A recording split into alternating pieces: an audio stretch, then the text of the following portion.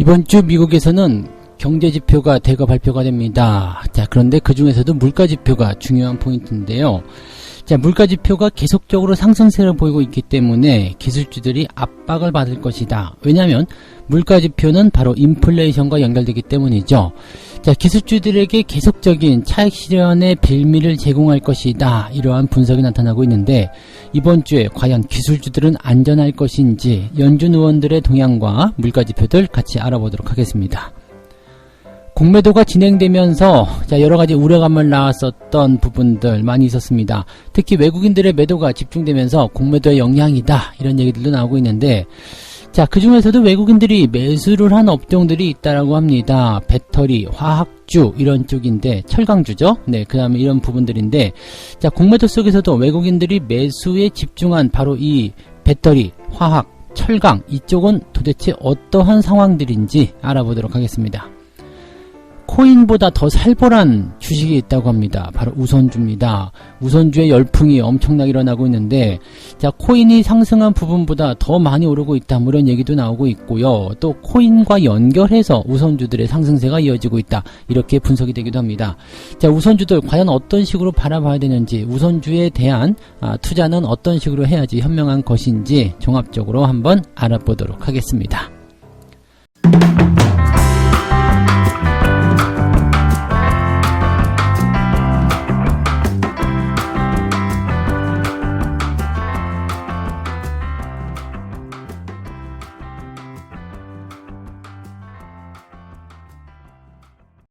네, 반갑습니다. 자, 오늘은 5월 10일입니다. 자, 올해 둘째 주. 자, 일단 공매도가 시작되고 나서 일주일이 지났습니다. 뭐 중간에 잠깐 쉬는 날이 있었다라고 하더라도 네, 일단은 외국인들의 매도가 지속적으로 나타나면서 시장에 부담감을 줬는데 그 부분을 금융투자를 비롯한 기관들이 받아주는 모습으로 주가는 상승세를 보였습니다. 자, 일주일치 성적표를 보게 되면 일단 5월 3일은 주가가 좀 떨어졌지만 그 이후에 꾸준하게 상승하면서 시장에 대한 기대감을 키우고 있는 모습입니다. 증권가 쪽에서는 3,600 넘어간다 이런 얘기들 같이 나오고 있는 상황인데 자, 과연 그럴 것인지 자, 미국 상황들 같이 알아보면서 이야기해 보도록 하죠. 경제지표가 일단은 빠르게 개선되고 있다. 경제지표의 개선, 이 부분은 경기 좋아진다는 얘기죠. 그리고 주가도 같이 상승할 수 있는 부분들인데 여기서 이제 신조어가 하나 나타납니다. 리플레이션. 인플레이션은 들어봤는데 리플레이션은 뭡니까? 자, 이렇게 얘기가 나오고 있는데 리플레이션에 대한 부분들 약간 이제 설명이 좀 필요하죠.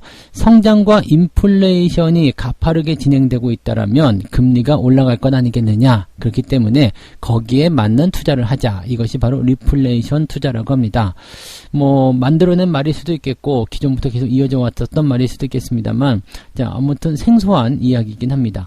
자, 어쨌건 리플레이션 거래가 늘어나고 있다. 자, 이 부분이 의미를 해석했을 때 성장과 인플레이션에 대한 부분 때문에 거기에 대비하는 투자다라고 보시면 되는 거죠.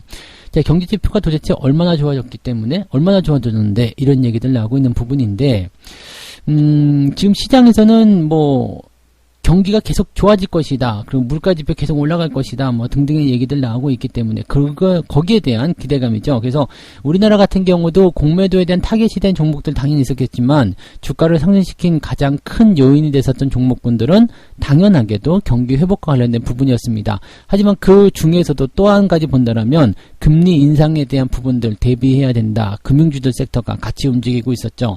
그래서 뭐 외국인들 매매 동향에서도 금융 섹터들이 같이 움직이는 모습이기도 했었고요. 그래서 그런 부분들이 현재 우리 증시에도 같이 녹아들고 있다 보시면 되겠습니다. 자, 그런데 약간 지표가 조금 이상하게 변한 게 지난 그 주말 시장에서의 움직임입니다. 4월 고용지표를 살펴보니까 비농업 부문 고용자 수가 26만 명 벗어났다. 이게 당초에 100만 명 정도 증가할 것이다. 시장에서 가장 많이 예측한 것은 200만 명도 증가할 것이다. 이런 얘기 있었거든요. 고용자가 확 늘어나게 됐을 때 실업률이 줄어들게 되면서 출구 전략, 즉 금리 인상을 하게 될 것이다. 이런 얘기가 나왔었는데 고용자 수가 26만 명밖에 안 늘어났어요. 예상치보다 한 4분의 1밖에 안 되는 거죠. 그러니까 고용이 이렇게 빨리 늘어나지 않으면 고용이 이 정도라면 괜찮은 거 아니냐. 예상치보다 많이 벗어났는데 경기 회복은 뭐 조금 멀리 있는 얘기 아니냐. 이런 얘기가 나온 거죠. 그러면서 경기가 그러면 별로인 거 아닙니까? 이런 우려감도 같이 생겼고요. 대신에 연준에서 그러면 뭐 테이퍼링이라든지 금리 인상 뭐 별로 걱정하지 않아도 되는 건 아니겠느냐, 걔네들도 조금 늦추지 않겠느냐, 이런 얘기들이 또 같이 나오고 있는 겁니다. 그러면서 지금 지난 주말장 보시면 다우지수, 나스닥 두 개 다 상승하는 모습이 좀 나타났죠. 물론 일주일치로 보게 된다면 나스닥이 워낙 많이 내렸기 때문에 일주일치 상황에서는 나스닥이 마이너스 1.5% 정도 하락세로 거래를 마쳤다라고 되어 있지만, 일단은 장 후반부에 반등세, 최근 들어서면서 반등세 계속 지속하면서 흐름들을 이어가고 있다, 이렇게 보시면 되겠죠. 자, 어떻게 따지면은 주가가 상승할 수 있는 부분들, 배경이 계속 만들어지고 있다고 볼 수도 있을 것 같은데, 이번 주가 조금은 중요할 것이다 라고 얘기가 되고 있습니다. 왜냐하면 이번 주에는 이제 물가 지표가 나옵니다. 그래서 인플레이션 조기 긴축 우려감이 좀 아래로 떨어지는 상황이었지만, 이번에는 물가 지표 이번 주에 발표가 되는데 주 중반에 있습니다. 수요일날 발표가 되죠. 그래서 주 중반에 물가 지표가 발표가 되는데, 물가 지표가 예상치는 굉장히 높게 나올 거 생각되고 있습니다. 지금 시장 분석가들에 대한 이야기를 살펴보면 4월에 물가 지표가 지난달보다 0.2% 오를 것이다. 그 다음에 3월에 그 0.6% 상승보다는 조금 완화되지 않겠느냐, 뭐 이런 얘기가 있긴 있습니다만, 어쨌건 그래도 올라간다라고 얘기가 되어 있죠. 지금 물가가 계속 올라가고 있다는 부분들은 긍정적인 부분은 아닙니다. 물가가 올라가는 것은 인플레이션이기 때문에 이렇게 얘기가 나오게 되면 시장에서는 참여하는 사람들 입장에서 부담감을 느낄 수밖에 없는 상황이 되는 거죠. 거기에다가 지난해 같은 기간 2000년도라면은 이제 아무래도 코로나에 관련된 부분이 있었기 때문에 애매하긴 하겠습니다만, 어쨌든 지난해와 비교를 한다라면 3.6%나 올라갔다라고 되어 있죠. 3.6%라면은 뭐 상당한 부분이겠죠. 연준에서는 지금 2%대 이야기를 하고 있기 때문에 이 정도 물가 올라갔다 그러면은 전년도 대비해서, 물론 전년도가 상당히 안 좋았다라고 치더라도 상당한 그런 상승폭이라고 보셔야 될 것 같습니다. 그 다음에 근원 CPI, 근원 이제 물가지수라고 보시면 되겠죠. 이거는 이제 음식료와 에너지 가격을 제외한 부분인데, 이게 이제 0.3% 올라갑니다. 그래서 전년 대비 2% 올랐을 것이다 라고 예상하고 있습니다.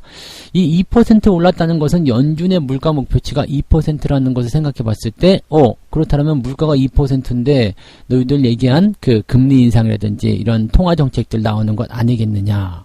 자, 이렇게 얘기가 될 수 있는 부분이거든요. 그러니까 물가 지표가 얼마큼 나오느냐에 따라서 이번 주의 상황이 좀 달라질 수 있다라고 보시면 되겠습니다. 근데 계속적으로 이런 그 물가에 대한 얘기들 계속 나오게 되면 아무래도 부담이 좀 될 수밖에 없겠다 생각하셔야 되겠죠. 자, 그 다음에 연준 위원들 연설이 있습니다. 뭐 아직까지는 자산 매입 프로그램, 즉 테이퍼링에 대한 이야기는 아직 논의할 때가 아니다라고 되어 있지만, 물가가 이렇게 올라가게 되고 시장이 계속 이렇게 그 경기 상승에 대한 부분들을 확대해 나가게 된다면, 연준의 이야기들을 언제까지 시장이 신뢰하고 믿어줄지는 알 수가 없다라고 되어 있죠. 그리고 뭐 인플레이션 지표가 계속 올라가게 된다면 기술주들에게는 일단은 역풍이 될 것이다. 지금은 올라가 있지만 어쨌든 뚜렷하게 맞는 거 아니겠느냐. 그러니까 지난주 같은 경우는 인플레이션에 대한 압박이 줄어들게 되면서 고용 지표 때문이죠. 그것 때문에 조금 괜찮았지만, 이제 또 다시 물가 지표가 좋게 나오게 되면 기술주에 대한 차익 실현이 계속 나오지 않겠느냐라고 얘기가 될 수 있겠죠. 소비자 물가 지수 말고도 이제 PPI라고 하죠. 생산자 물가 지수도 역시 마찬가지인데, 이 부분도 얼마나 올라갔겠느냐, 이런 것들이 또 중요한 시점에 그런 포인트가 되지 않겠느냐라고 생각이 되고 있습니다. 물가 지수는 일단 계속 상승한다라고 되어 있긴 합니다. 근데 지금 CPI 같은 경우, 소비자 물가 지수는 일단 뭐 상승세가 지속되고 있는 모습이긴 합니다만, PPI 같은 경우도 만만치 않거든요. 그러니까 핵심 PPI 지수도 0.4% 올랐을 것이다. 이렇게 되면은, 이게 지금 수요일, 목요일날 계속적으로 발표될 수 있는 물가 지표입니다. 그러니까 이 부분들이 중요한 포인트고요. 대신에 핵심 소매 판매는 이제 금요일날 발표가 되는데 조금 줄었을 것이다라는 얘기가 있습니다. 그래서, 경기 지표에 대한 부분들이 당분간은 좋아지고 있는 쪽으로 계속 발표가 되고 있기 때문에 여기에 대한 주의는 좀 필요할 것 같아요. 자, 그리고 기술주 같은 경우들은 일단 좀 부담을 가질 수밖에 없는 게 이런 인플레이션에 대한 우려감, 즉 물가지표에 대한 부담감도 당연히 있는데 여기다가 이제 17일 날 예정되어 있는 게 연방소득세 신고일입니다. 연방소득세 신고일이요. 그래서 투자자들이 세금 납부를 위해서 기술주를 매도할 수도 있다. 즉 세금을 내기 위해서 주식을 팔 수도 있다는 얘기가 나오는 거죠. 여기에다가 지금 바이든 행정부가 자본소득세를 인상한다라고 되어 있죠. 그러니까 이런 내용들, 자본이득세에 대한 상승세 이런 것들이 다 포함된다라면 기술주들에 대한 차익 실현 매물이 계속 나올 수밖에 없을 것이다. 즉 세금을 내야 되기 위해 기술주를 팔아먹을 수도 있겠지만 이렇게 자본이득세가 상승하는 것에 대한 기술주 압박도 당연히 나올 것이다. 즉 이런 것들이, 즉 세금에 대한 부분들 때문에 이 기술주에 대한 매도 구실을 삼게 될 것이다 라는 얘기가 나오는 거죠. 즉 기술주들에 대한 차익 실현 빌미를 계속해서 시장이 만들고 있다라는 얘기가 되는 건데 경기가 좋아짐에 따라서 거기에 대한 기대감은 당연히 잡을 수밖에 없겠지만 전체적인 분위기는 그래도 부담스러운 내용들이 있을 것이다 라고 생각하시면 되겠죠. 자, 국내 증시에도 이런 부분들은 그대로 작용이 될 겁니다. 미국 쪽에서 지금 기술주에 대한 압박이 나온다, 기술주에 대한 차익 실현이 나온다 그러면 국내 증시도 당연히 포함되는 내용이 될 수밖에 없거든요. 그래서 차익 실현에 대한 욕구들은 계속적으로 작용할 수밖에 없다. 특히 외국인들의 매도가 계속적으로 지속이 된다라면 이렇게 기술주들, 많이 올라온 종목군들에 대한 차익 실현이 나타날 수밖에 없다라고 생각하셔야 되겠죠. 그래서 증권사에서는 지금 이번 주 3,600 간다라고 되어 있지만 증시가 올라갈 때는 또 위쪽으로 잡는다고 그랬죠. 지난번에 증시가 내려가니까 3,100포인트, 150포인트가 지지선이다 이런 얘기도 했었는데 지금 증시가 또 올라가니까 3,600까지 올라간다 이런 얘기를 하고 있죠. 이번 주에 그렇게까지 많이 올라갈 것인가 두고 봐야 되겠습니다만 글쎄요. 일단은 주 초반에는 조금 상승 흐름이 나타날 수 있습니다. 영향이 있기 때문에. 근데 주 후반으로 가면서 약간 주춤거리는 모습이 나타날 수 있다는 거. 즉, 전강 후약 정도의 시장 상황을 예측해 보시는 것이 어떻겠는가 생각이 듭니다. 잘 참고하시기 바라고요. 자, 두 번째 이야기로 가겠습니다. 두 번째 이야기는요, 외국인들의 매매 동향 한번 살펴보는 걸로 갑니다. 공매도가 재개되면서 일주일간 외국인들이 뭘 했나 살펴봤더니 엄청나게 팔았습니다. 5월 3일, 4일, 6일, 7일 전부 다 팔아먹었어요. 3일날은 6천억이죠. 그 다음에 5월 4일날은 조금 덜 팔았고요. 300억. 그 다음에 5월 6일날 2,800억. 그 다음에 5월 7일날 다시 2,300억. 많이 팔았습니다. 지금 1조 원이 넘게 물량을 팔아먹는 상황인데 자, 왜 이렇게 많이 파는가? 공매도 때문이다 라는 얘기도 있고 차익 실현이다 이런 얘기도 있고 둘 다 같은 얘기일 수도 있겠습니다만 어쨌건 외국인들의 매도가 지속되고 있다는 것에 대해서 참고를 좀 하셔야 되긴 합니다. 자, 그런데 외국인들이 국내 증시를 계속 팔고 있는 상황이기는 한데 매수한 종목이 또 있어요. 이 업종별이 되게 신기한 게 화학, 철강, 배터리 이런 쪽이죠. 그래서 LG화학이 지금 매수 상위 첫 번째 종목으로 올라가 있고요. 그 다음에 포스코가 두 번째, SK이노베이션이 세 번째, 호텔신라와 신한지주가 이제 네 번째, 다섯 번째로 되어 있습니다. 물론 일주일간의 동향만 가지고서 판단하기는 좀 애매하겠습니다만은 일단 배터리 쪽, 철강주 쪽 매수를 많이 했는 부분이고요. 호텔신라 같은 경우는 이제 경기가 다시 좋아질 것에 대한 기대감이겠죠. 코로나 상황에 대한 극복, 그런 내용들이 포함됐을 것이다 생각되기도 하고요. 이 호텔신라 같은 경우는 최근에 주가 상승이 계속 나타나는 부분들이 아무래도 이제 삼성과의 상속 관련한 그런 부분들 때문일 수도 있겠다 생각하실 수는 있겠습니다. 그런 내용들이 같이 포함되어 있겠고요. 은행주들 같은 경우는 앞서서 말씀드렸지만은 금리 인상에 대한 어떤 방어책 그런 정도로 사용하고 있다 보시면 되겠습니다. 근데 은행주들은 꼭 은행뿐만 아니라 증권, 보험 다 마찬가지가 될 것 같고요. 이 금융주를 통째로 묶어서 우리가 생각해 보시는 게 좋습니다. 경기 방어주적인 역할도 하게 되면서 지금 현재 시점에서 수혜를 받을 수 있는 업종이 은행, 금융업종이다라고 생각하시면 되겠죠. 네. 자, 어쨌건 지금 보면은 포스코와 LG화학, SK이노베이션 보면은 배터리와 철강, 화학 이런 쪽이라고 보시면 되는데 지금 LG화학하고 포스코 두 개만 일단 좀 살펴보면 LG화학 같은 경우는 LG에너지솔루션이 성장을 하게 되면 LG화학에 대한 수급이 분산될 수 있다. 왜냐면 이제 떨어져 나가잖아요. 그렇기 때문에 화학 쪽에 난 관심이 없다. 배터리만 보고 너희들 산 건데 니들 에너지 솔루션 빠져나가게 되면 LG화학에 굳이 머물러 있을 필요가 있겠느냐. 난 글로 갈 것이다. 라고 얘기하고 있는 부분이죠. 전문가들 입장에서는 어차피 LG화학이 에너지 솔루션에 대한 최대주주 지위를 지속할 것이기 때문에 괜찮다라고 되어 있지만 지금 여러분 잘 생각해 보세요. 배터리에 투자하신 입장에서 본다면 LG 배터리에 투자할 수 있는 상황이 없기 때문에 LG화학에 투자를 한 거거든요. 근데 에너지솔루션이라는 것이 상장을 딱 해요. 그럼 이거 배터리잖아요. 그러면 LG화학보다도 LG 배터리 쪽에 투자하게 될 가능성이 훨씬 더 높겠죠. 자금을 빼서라도 이동하게 되겠죠. 그래서 그런 부분들이 LG화학에게는 굉장히 큰 악재로 작용한다는 얘기죠. 최대주주, 자회사 그런 것들 별로 의미가 없어요. 나는 직접적인 투자를 하고 싶다 이 얘기거든요. 직접 투자를 할 수가 없기 때문에 LG화학에 투자를 했었던 것이다 라고 되어 있는 거잖아요.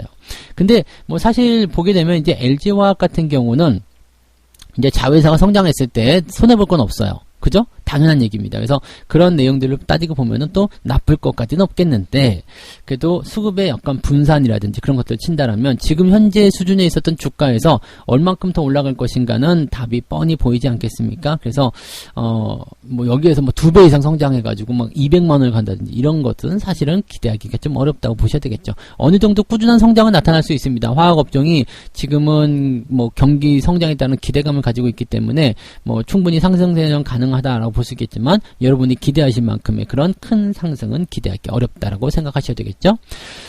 포스코 같은 경우는 계속 올라가고 있습니다. 상승 추세가 지속적으로 가고 있는데 이것이 이제 철강 가격의 상승 때문이다. 아무래도 이제 뭐 여러 가지 이슈들 같이 속해 있겠죠. 중국 정부의 철강 감산 정책도 당연히 들어갈 테고요.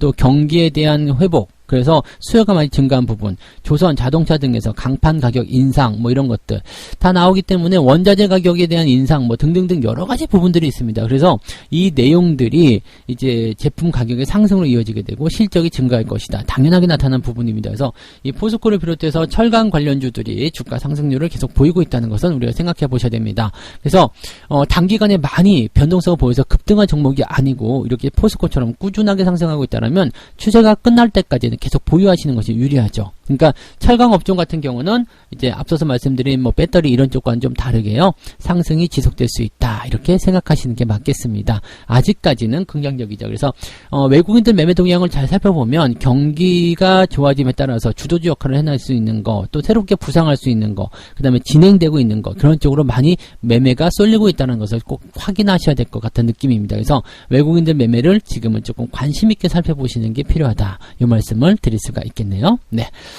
자, 세 번째 이야기로 가보도록 하죠. 네, 코인보다 더 살벌하다. 우선주에 대한 주의보가 떨어졌다라고 얘기가 나옵니다. 왜냐면 우선주가 요즘에 너무 올라가요. 뭐 상한가 나오는 것도 뭐 난리가 아니죠. 다 우선주인데. 자, 우선주에 대해서 이제 우리가 많이 착각하는 것 중에 하나가 올라갈 때, 와, 수익 많이 난다. 엄청난다. 대박 터진다. 이런 얘기를 하는데 쉽지가 않아요. 왜냐면 우선주에 대한 매매는 일단 올라간 거 보고 따라 들어가면은 꼭지에 몰릴 가능성도 굉장히 높고요.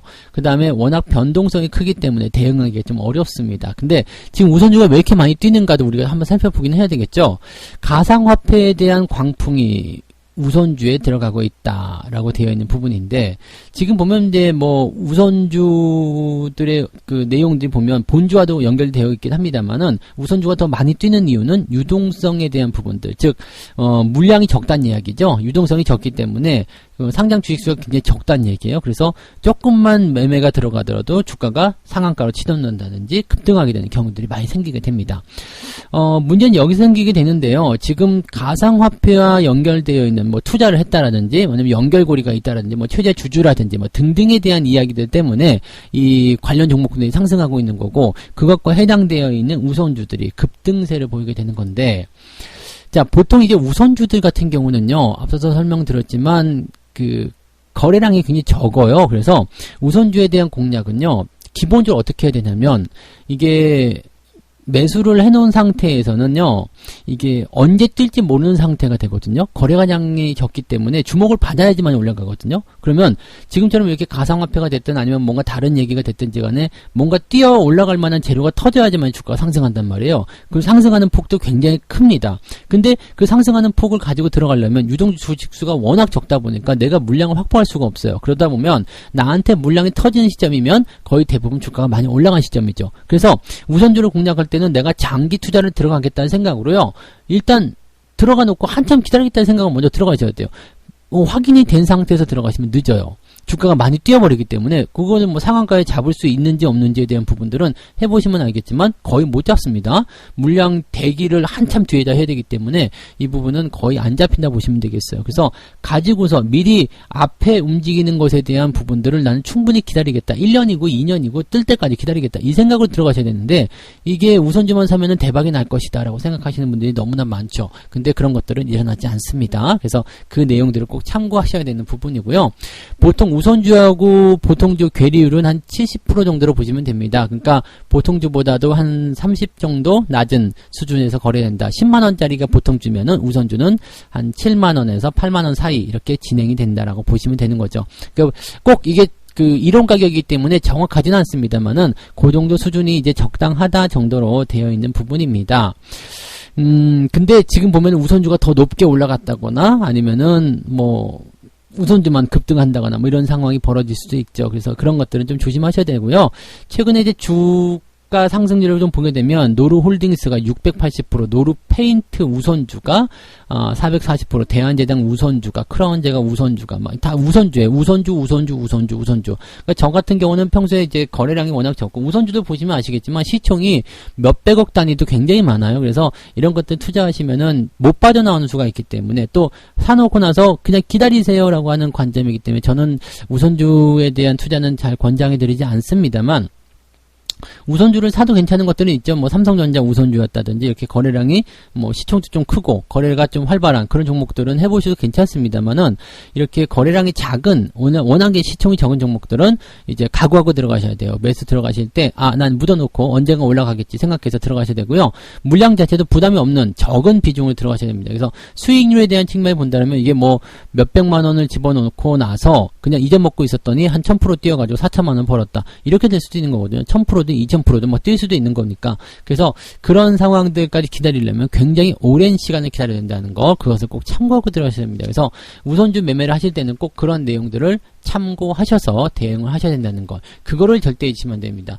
왜 우선주 당장 안 올라가요? 이렇게 빵빵 뛰는 거 언제 나와요? 네, 그거는 언제 나올지 모르는 상황이고요. 그 부분을 기다리기 위해서는 엄청난 인내가 필요하다는 것을 꼭 여러분들이 명심을 하셔야 된다는 것을 잊으시면 안 될 겁니다. 그래서 그 내용들 참고해 주시면 좋겠고요.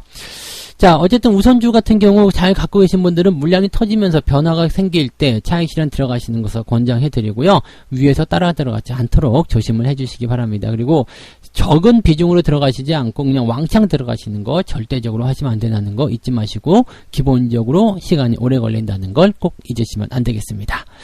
자, 이렇게 해서 오늘 세 가지 이야기 전달해 드렸는데요. 자, 이번 주에 물가지표가 발표가 되니까 기술주에 대한 움직임들 조금 조심할 수도 있다라는 얘기가 나옵니다.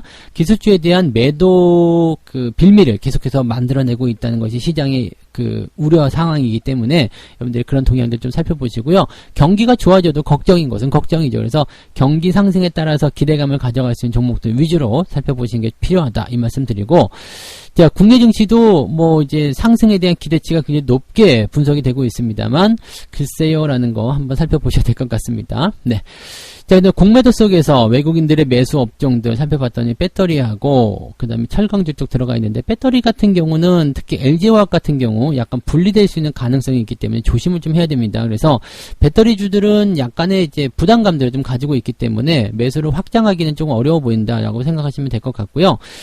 철강업종 같은 경우는 지금 경기에 대한 기대감도 당연히 있고요. 인플레이션이든 뭐든 원자재 가격 상승 등등등 다 나와 있고, 또 추세가 지금 꺾이지 않고 계속 상향하고 있기 때문에 철강주 같은 경우는 긍정적으로 보셔도 되겠습니다. 다만 중소형 철강주들은 단기적으로 급등세를 보이는 부분이 있기 때문에 그 상황에서는 주의가 좀 필요하다, 이 말씀 드릴 수 있겠고요. 자, 우선주 열풍이 지금 일어나고 있는데 코인과 연결해서 본다라면 코인과 관련된 그런 종목군들이 뭐 상승률도 높게 나타나고 그런 부분도 있습니다. 근데 우선주 같은 경우를 딱 놓고 보면 시총이 워낙 작기도 하고 거래량이 너무나 적기 때문에 조금만 매수가 들어오더라도 주가가 폭등하는 경우도 굉장히 많습니다. 그리고 그런 것들, 그것만 보고 상승하는 것만 보고 따라 들어가다가는 낭패를 볼 수가 있죠. 들어가긴 들어가는데 나올 수가 없는 상황도 벌어질 수 있다는 거 꼭 참고하시기 바라고요. 우선주에 대한 기본적인 매매 스타일은요, 소량 접근을 통해서 장기 투자로 접근하는 것이 일반적입니다. 그리고 시세가 크게 나오게 되면 차익 실현 이후에 다시 그 거품이 빠지고 난 이후에 다시 접근하는 그런 전략들도 필요하죠. 그래서 우선주에 대한 매매 상승 보고 따라 들어가지 말자, 그 말씀 꼭 드리고 싶고요. 이미 올랐다라면 늦은 것이다라는 것도 잊으시면 안 되겠습니다. 자, 책 한 곡지 읽고 마무리하도록 하겠습니다. 절대로 투기용 자금과 투자용 자금을 한 계좌에 마구 섞어서 운용하지 말고 매매 자체도 구분해서 하라.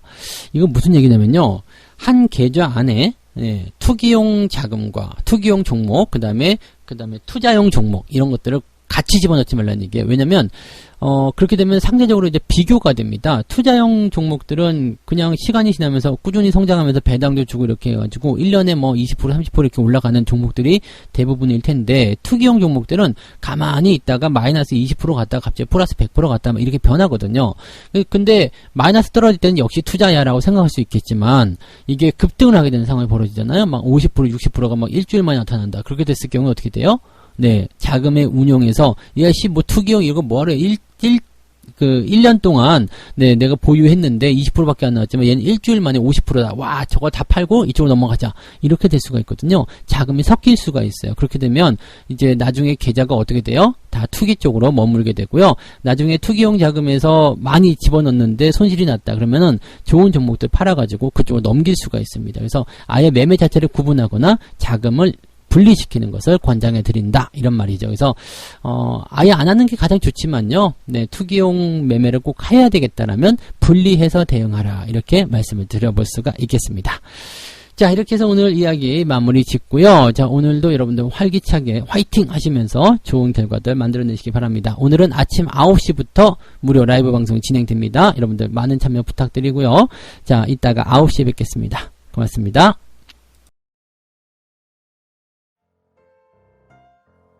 본 방송에서 제공되는 모든 정보는 투자 판단의 참고 자료이며 투자의 최종 책임은 본 방송을 이용하는 본인에게 있습니다.